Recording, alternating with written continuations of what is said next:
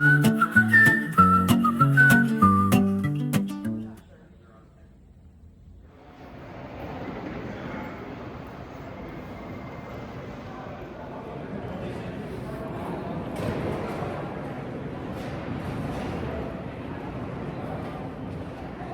right, it's just almost 5 o'clock on December the 1st, and I'm starting this trip to Nairobi here in Oklahoma City.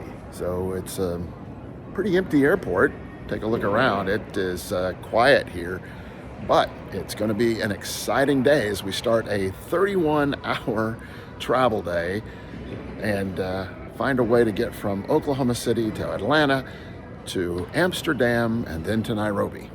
For a trip that's this long, I'm really grateful to have tickets on Delta. Delta's just been great for being able to get to where we need to go without a lot of interruption. So hopefully that'll continue to be the case, and Delta will save the day again today for this long journey.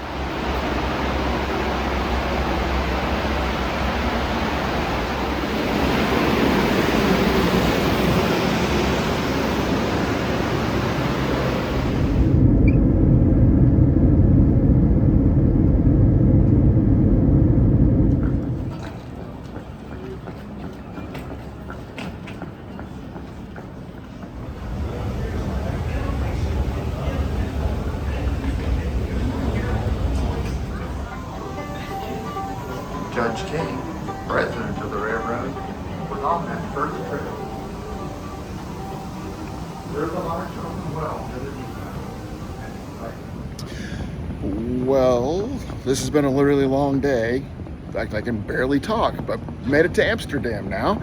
That started at 5:30 on Monday, December 1st. It's now, as I understand it, December 2nd.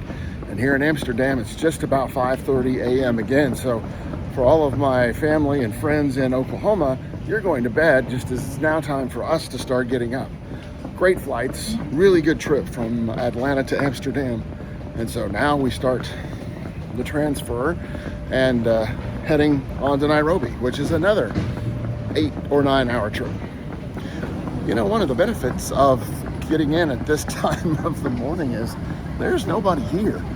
You could see just a little bit ago how few people were in the building at all. It's really just the people who are on our plane, it looks like. And so it's been really easy to start getting through and trying to figure out where I have to head to for connecting to the gate.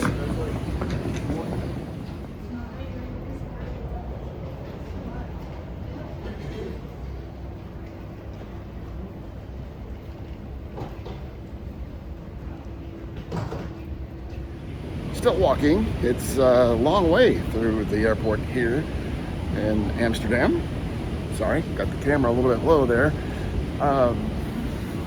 Really weird question. So if you've been on an overnight flight and been sitting for hours and hours and hours, when you have an opportunity to walk or to have the little, I don't know, the little moving sidewalk over there, which one do you take? The moving sidewalk, or do you just walk and get a little bit of exercise? For me today, I decided it needs to walk.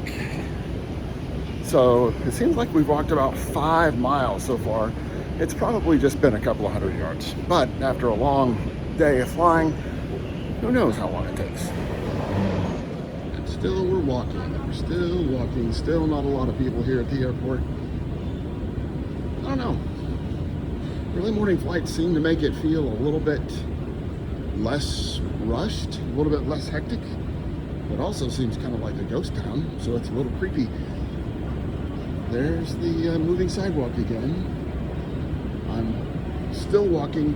Moving sidewalk people are going a whole lot faster and getting to wherever they're headed even faster than I am. Stores are starting to open. We just watched a guy lifting up the door to get his shop moving. Liquors, chocolates, tobaccos.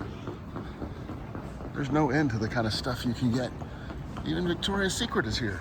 I don't know if you ever have emergency lingerie needs, but if so, Amsterdam might be your place. How cool is it though to have a place called the House of Tulips? Amsterdam has got a lot of stuff here at this airport, but a House of Tulips, that sounds like something that's a little bit different.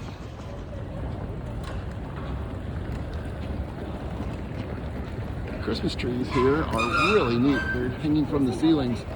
It just gives you a great image of things. But then it's next to a place called Tony's Chocolonely. I have no earthly idea what that is. Unfortunately, it's closed, or I'd go and take a look.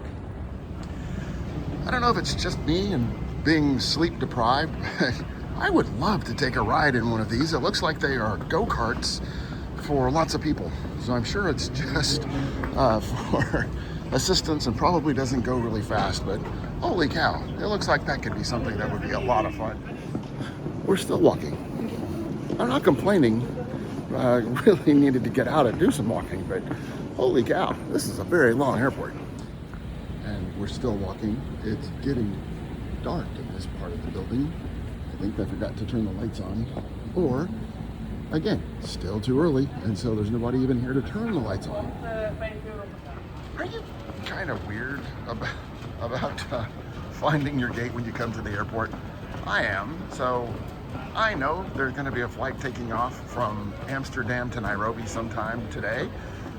I know that I have a ticket for that flight, but I really need to see that gate to see that it says it's going to Nairobi in order to feel safe. I see gate E8 down in the distance. That's supposed to be where the Nairobi flight takes off from. Let's see.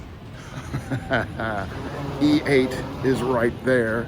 I see that there is a schedule, and there it is.